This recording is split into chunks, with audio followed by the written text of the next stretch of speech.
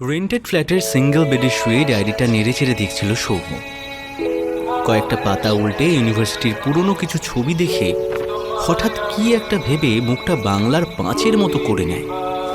তারপর একটা অদ্ভুত দৃষ্টিতে স্টিল নাও তোর সেই ফিলিংসটা হয়। জানলার ঠিক সামনেটায় দাঁড়িয়ে রয়েছে সিদ্ধার্থ। দূরের বিল্ডিংগুলোকে একবার দেখে নিয়ে একটা দীর্ঘশ্বাস ফেলে বলে, জেনে কি করবি? আরে বাবা বল না, কিরকম হয় সেই ফিলিংসটা? সিদ্ধার্থ কোনো উত্তর দেয় না। সৌম্য এক সময় হাতের ডায়েরিটা সিদ্ধার্থকে এগিয়ে দিয়ে বলে, যাচ্ছিস তাহলে? তমালিকা কি আসবে? জানি। আরে বাবা জানি না মানেটা কি? অদ্ভুত কথা বলিস।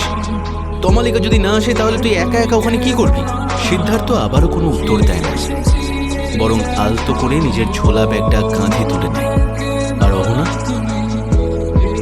দেখ সিদ্ধার্থ, ও কিন্তু তোকে সত্যি খুব ভালোবাসে। সিদ্ধার্থ একটা নিষ্ক্রিয় ভাবমূর্তি নিয়ে সে জানে।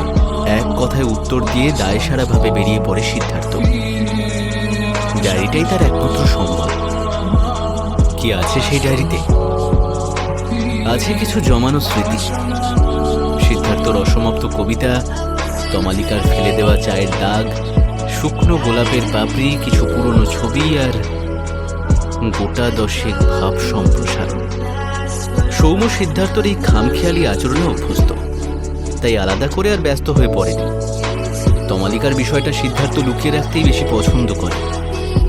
তার একান্ত আপন ওই বছর 22-এর মেয়েটা আজ বোধ হয় 31-এর কাঠগড়ায়। স্মৃতিগুলো থেমে থাকলেও মানুষগুলো যার থেমে নেই। মাঝে কেটে গিয়েছে বেশ কয়েকটা বছর। না, সিদ্ধার্থ আজ আর ব্যস্ত হয়ে বারবার হাতঘড়ি দেখবে না। দেখবে না হোয়াটসঅ্যাপের লাস্ট মেসেজ। তমালিকা টিপি ফুরফুরে মেজাজে সে হেঁটে চলেছে ফুটপাত ধরে। বেলা প্রায় কতটা হয়েছে তা দেখা হয়নি। সিদ্ধার্থ বেশ বুঝতে পারে বুকের ঠিক বাম পাশটায় বেড়ে যাওয়া হৃদস্পন্দন এখনো কমেনি।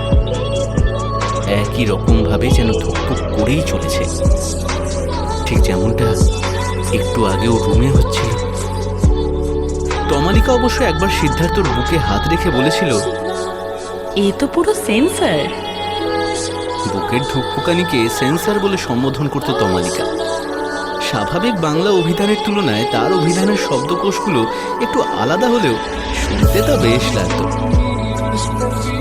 ব্যাগের হ্যান্ডেলটা শক্ত করে চেপে ধরে একটা বাসের জন্য সে অপেক্ষা করে।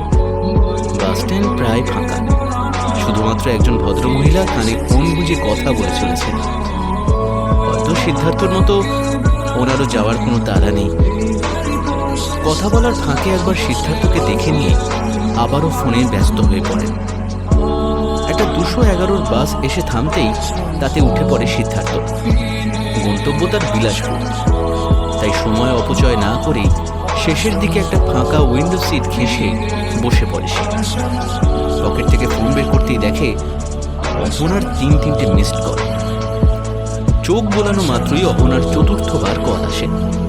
ফোন রিসিভ করতেই ওপার থেকে অহনা, হ্যালো, কিরে ফোনটা ধরছিস না কেন? একটু ব্যস্ত ছিলাম।